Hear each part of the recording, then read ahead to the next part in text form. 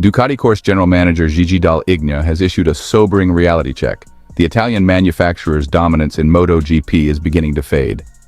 Despite Marquez delivering a historic fifth consecutive Grand Prix and sprint double in Brno, Dall'Igna made it clear that their early season superiority is no longer guaranteed heading into the second half of the 2025 campaign. Marquez's latest win extended his lead in the championship to a commanding 120 points over his younger brother, Alex Marquez. But behind the impressive stats, the Brno weekend highlighted growing pressure from rival factories. 4 out of 6 podium positions across the sprint and main race were taken by non-Ducati riders, signaling a tightening battle at the front.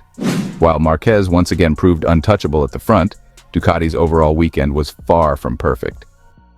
Welcome to GP Time. Don't forget to subscribe and press the bell icon for more updates. KTM's Pedro Acosta joined Marquez on the sprint podium, though Bagnaia dropped out of contention after a phantom tire pressure warning disrupted his race. In the main event, Aprilia's Marco Bezzecchi and Acosta challenged Marquez throughout, leaving Bagnaia to settle for P4. Shockingly, Marquez and Bagnaia were the only Ducati riders to finish inside the top 10. Alex Marquez crashed out early, while his Gresini teammate Fermin Aldeguer was handed a post-race penalty that dropped him to 11th. Fabio Di Giannantonio, riding the third factory-spec GP25 with VR46, struggled to 16th, nearly 25 seconds off the win. With Franco Morbidelli sidelined due to injury, Ducati's depth was noticeably lacking. Speaking to Sky Italia, Dall'Igna didn't sugarcoat the situation.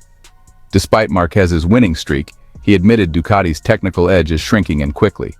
The other teams have really closed the gap, he said. It seems like the right time to go back to work instead of thinking about vacations. Dall'Igna pointed to the advantage other teams have from MotoGP's concession system. Factories like KTM and Aprilia receive more development freedom and a larger allocation of testing tires, allowing them to fast-track updates while Ducati must remain conservative due to their recent success. The advantage we had over our competitors at the start of the season has decreased. We were cautious with development early on, knowing we had limited flexibility. That's now catching up with us. It was predictable our performance would drop mid-season. Now, we need to find new solutions, better ones. Even with Marquez leading the charge, Dall'Igna made it clear he hasn't lost faith in Francesco Bagnaia. The Italian showed solid pace all weekend, securing pole and fighting hard in the main race after a frustrating sprint.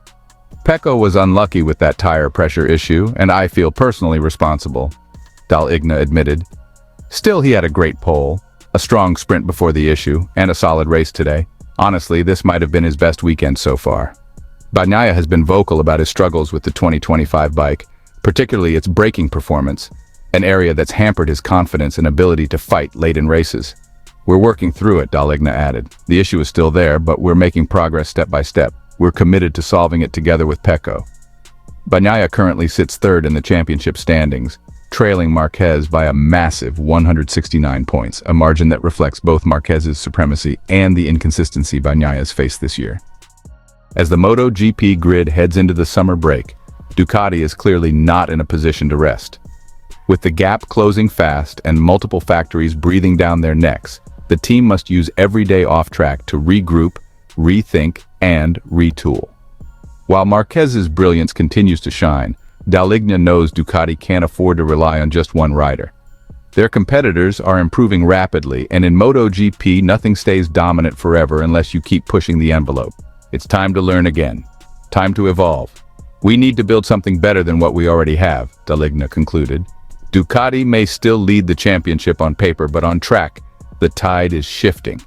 The second half of the season is shaping up to be a real fight, and it's clear Dall'Igna knows it.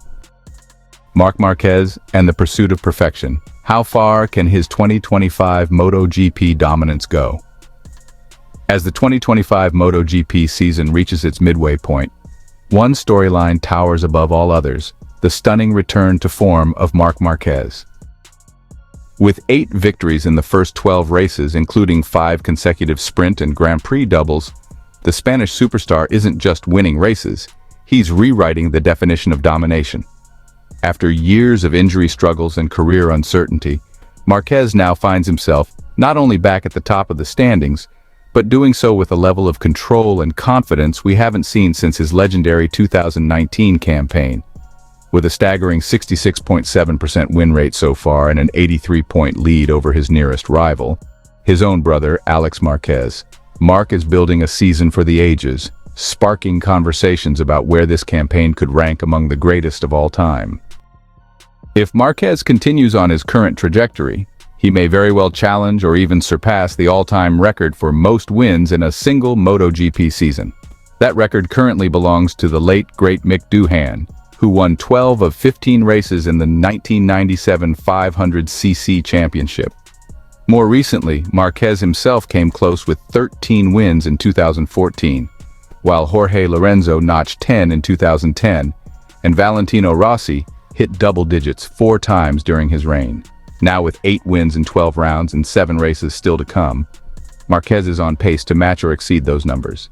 His run of 4 consecutive wins from Aragon to Germany showed not only his raw pace, but also his tactical mastery and race management. Whether it's dry or damp, sprint or full-length Grand Prix, the number 93 Ducati looks unbeatable in his hands. Marquez's seamless transition to the factory Ducati GP25 has stunned even his critics.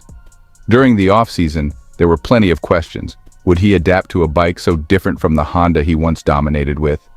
Well, the answer came fast and clear. Not only did he adapt, he elevated Ducati's already dominant package to a whole new level. General manager of Ducati course, Dall'Igna, praised Marquez's adaptability and racing IQ after the Brno round, calling his performance, quote, "nothing short of masterful." Dall'Igna told Sky Italia, "Mark has delivered 5 straight doubles. The numbers speak for themselves. His ability to read the race, adjust in real time, and bring the GP25 to its limits. It's something rare. He's more than just a rider right now, he's setting the standard for everyone else."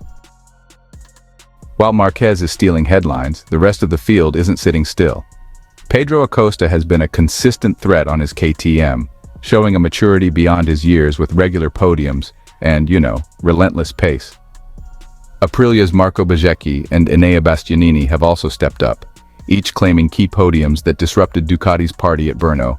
Yet even at their best, they've struggled to match Marquez's clinical consistency. Francesco Bagnaia, last year's title contender and teammate to Marquez, has endured a mixed campaign. He's shown flashes of brilliance like pole positions and strong race finishes, but technical issues and, honestly, some unfortunate race day setbacks, such as the phantom tire pressure warning in Brno, have derailed his momentum. Still, Dall'Igna maintains confidence in Pecco, calling his recent efforts his best weekend of the year despite finishing off the podium. Bagnaia, who currently sits 3rd in the standings and trails Marquez by 169 points, has expressed frustration with the 2025 bike's braking issues, but remains locked in and committed to closing the gap. "We're working through it with him," said Dall'Igna. "It's a challenge, but Pecco's attitude is fantastic. We'll figure it out together."